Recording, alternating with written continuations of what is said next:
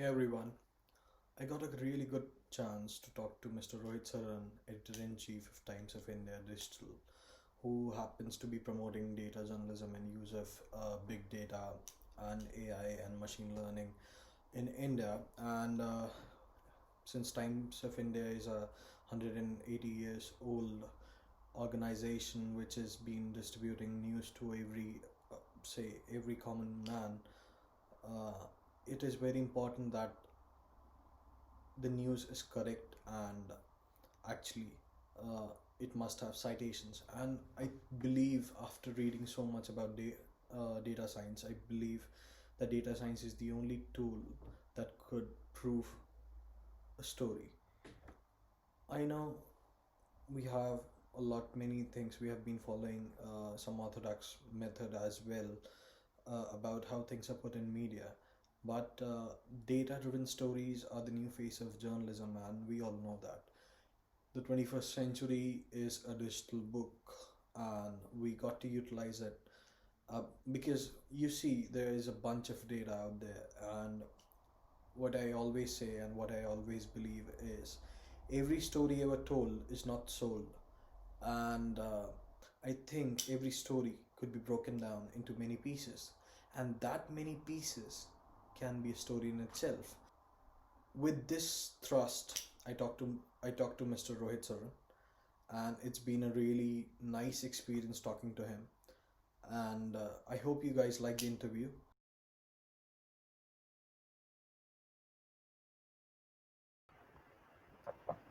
Hello. Today we have Mr. Rohit Saran, Editor in Chief, Times of India Digital, and we are here to talk about big data and journalism.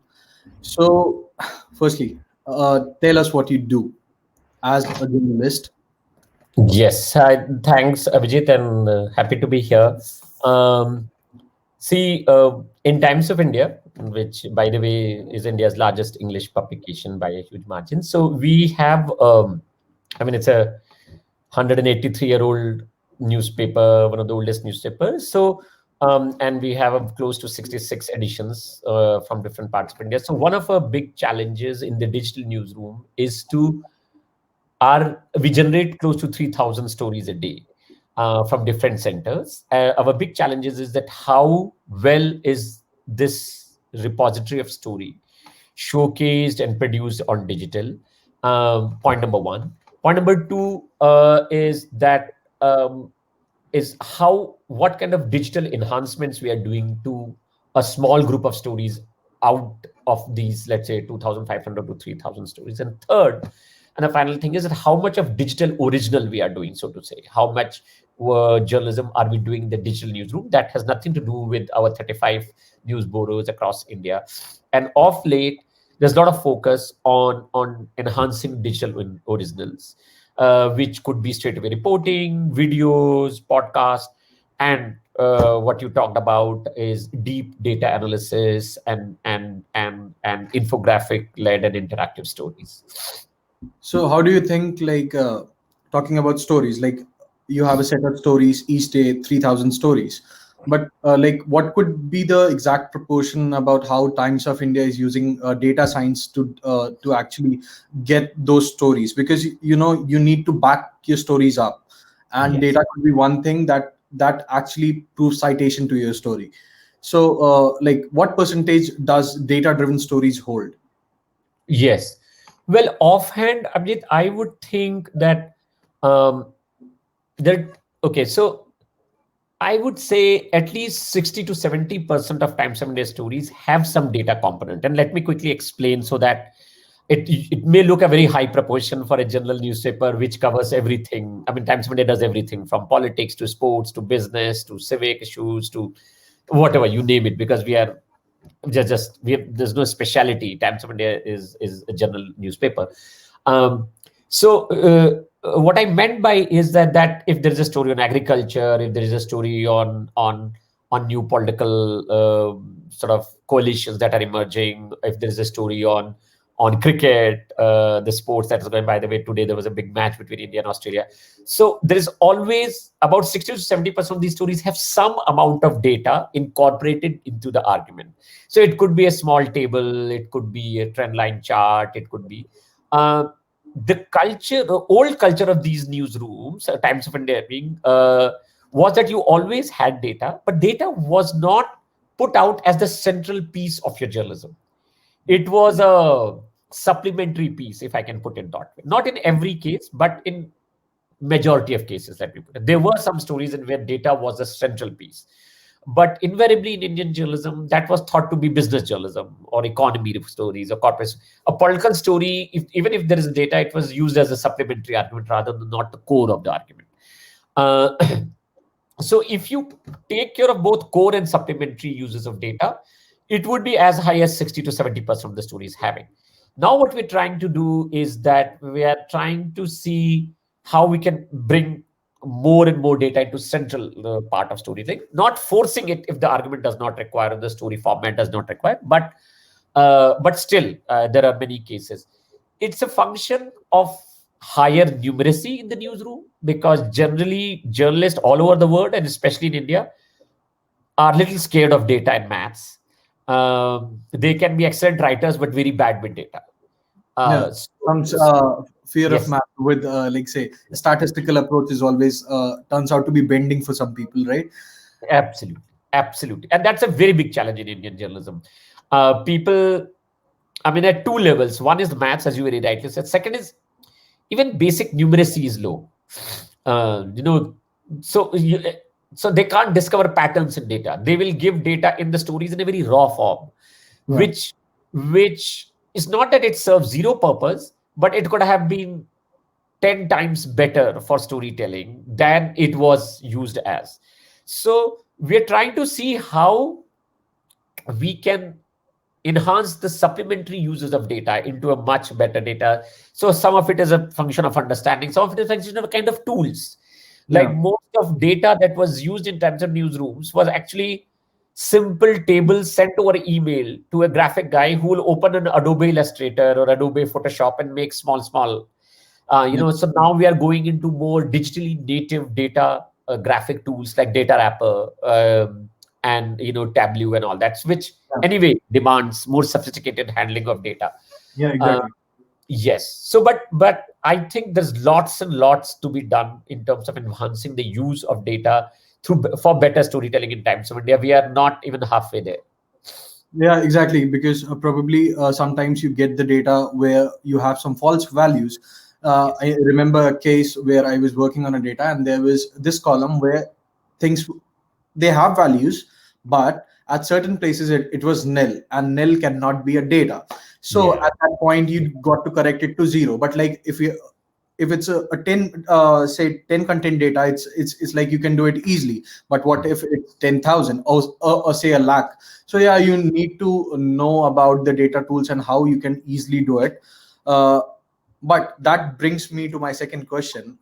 Like, what do you see, like, is like data driven stories or say data science practice is it common in India? Like, do you see a lot of people like moving towards it? Because obviously you told me that data journalism is the new face of journalism, but is it working in India? Yeah, I mean, just no. So it's, let me put it this way. Yeah, it's the awareness that data journalism is very good and it should be much better and much bigger than what it is today is very high. So people are very aware. But the reality in terms of how much of it is translating into day-to-day stories is low.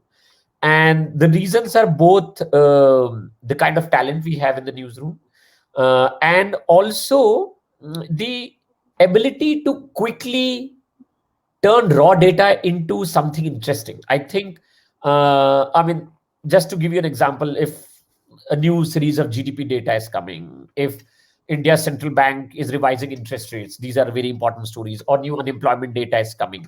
Is it coming in a form where people can quickly see and tell multi-layered story? It's not, because government of India will release data in the form of, let's say, 50-page PDF, Yeah, a series of tables. So, right, most people who are anyway struggling with maths will not be able to import that PDF into an Excel and do their own data manipulation of the right kind and see, oh, this is the real story. So, but yeah, but to get back to the answer, awareness is high. The reality is much less than what the desire is. But it's good to see that a lot of investments are being made, and I think in about a year or two you will see a dramatic improvement and I think as I said earlier, that a lot of there was this misconceived notion that data journalism is only for business journalism, not Yeah. for politics, not for crime, not for sports. But that misconception is right, because data journalism is mass journalism. It's not Yeah. some special category. You do it for masses. So now that is coming, and the new wave of data journalism that will come will be a mass data journalism rather than just some fancy silo. I've been seeing this site where they stated the total amount of data in the world is 18 zettabytes. So even it's like if we want to download that data, and this was the data for 2018, if we want to download that data, it would take around 1.8 billion years to download that data, right? Even if we allot every single human being to download that data, it would take around 10 years to again download that data. Right. This is like how much data we have and how much stories we could have. A great example I could see was Panama Papers, which was something like, which was the boon for data journalism, right? Mm. I've been reading, but let me ask you this question. Like, I've been reading about some data journalistic work that has been going in US for a very long time, because obviously US has way more like leading technology than we have, and they have been doing data stories from year 2000, and even I think even more, like if Even we earlier. back in the time, right? So there are some scientists or say some journalists who say that, yeah, we do data story, we provide citation, but what if the data is incorrect, right? Say suppose we rely our story on data, but there could be discrepancies in the data, there could be some nil values, there could be something like, yeah, obviously data is created by us, and what if the data is created say wrong? So how would you like judge that? Yes. No, two, three things here quickly. First, quickly, what you said earlier, the amount of data. Yes, you're right. It's just like pouring from all sides, and that's why it's very clear to us, and I'm sure many people, that to do good data stories that are deep as well as wide, you will need AI and machine learning, and that is beginning to be used in Indian newsrooms. Just to give you an example, of if you want to really personalize your content and customize your content. The very simple example of stock market and investment. There are many more. Like we are right now in Times of India embedding data for pollution data for 70 cities. Now, if Abhijit is my reader, you will not, and you are in Delhi or Mumbai or even London, you will not look at 70 cities. So I'll need to ensure that you get only the city that you are interested in, and it should be real time. So serving that requires some, use The of good tech. audience, basically the audience, right? The audience, and suppose you're an investor and you want to track, there are 5,000 companies that are listed on Indian stock market, you want to track only 5. Yeah. So I need to be able to create a feed only for you, and that's where AI and ML, and then there are 1,000 widgets, and I want 1,000 widgets to have different stocks to Mm. monitor every morning. And Yeah. so that is where that long tail of content with the help of machine learning is being created. Pollution, pricing, and so on and so forth. The second part, which you said about Data. how do yeah, the data integrity, actually, so there are two parts to it. See, one is that you have to be extremely careful about your sources of data, extremely careful, that reliable, not in terms of being correct, but reliable also in terms of not having major holes in Yeah. between. 5 columns are nil, and inexplicably. So I think that, so therefore the selection itself is very important, where you're choosing. Having selected, do you have enough expertise to detect an accidental gap in data? If Yeah. you don't have that expertise, then and you start blindly doing your analysis, you are in for trouble, because once in a while you do an extremely flawed analysis. So I think first the selection itself, and then at the execution level, you need to have an enough, sort of a sixth sense, or enough understanding and enough intuition that, oh, something is good. I mean, I'll give you an example. This happens. So like when the last GDP data came, quarter 2 GDP data for all countries, and Indian GDP was being compared, Yeah. There were two kinds of quarter two GDP for US, and it became big debate in India because one showed that America's GDP has fallen by 33%, so minus 33%. One showed it's 9.7%. Now, since India's GDP had fallen by 24% in that quarter, people were saying India is better than US. See, US has fallen by 34%, right? Yeah. And somebody is saying, no, no, no, no, India is worse because US has fallen by 9.7%. Now, Yeah. this is about the understanding that you talked about. Both were true. It's what are you seasonally adjusted annualized data, or you're doing sequential data quarter to quarter. So if you don't know the difference between the two, your arguments can be very flawed and your comparisons will be wrong, and your policy prescriptions will be wrong. Instead of saying that India is not the worst performing economy, you will say, oh, India is a very well performing very well because US is worse, which is not the case. Exactly. So 3% of what and 24% of what is the absolutely. actual matter, right? And so, as more and more data comes in, I think there is what you said, there's a genuine fear of people not using right kind of data, rushing to do data stories without enough knowledge and understanding of what it means to seasonally adjust data, what it means to normalize the data. Are you picking the right time points in time to compare? Are you comparing quarter four data with quarter three data to show that this quarter was better than last quarter? Or are you saying quarter four of this year over quarter four of last year? Yeah. That could be true. So in the newsroom, if you don't have that understanding, you will end up doing a very flawed analysis. Yeah. And so yeah, I think those kind of red flags have to be raised very early on in the learning cycle of data journalism. Otherwise, a lot of people will really pick up the wrong sort of tools. Yeah. So this brings me to my last question, and the question is like, you have been to the digital part of the journalism, right? And you must be like, even the Times of India has a cookie policy, right? When you enter the site, there is a cookie policy, and they say we need to access your data, and that could be on your device.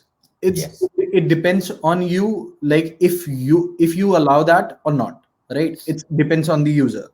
But knowingly or unknowingly, people do allow cookies, not just on Times of India, but on any site, even if it's not secure site.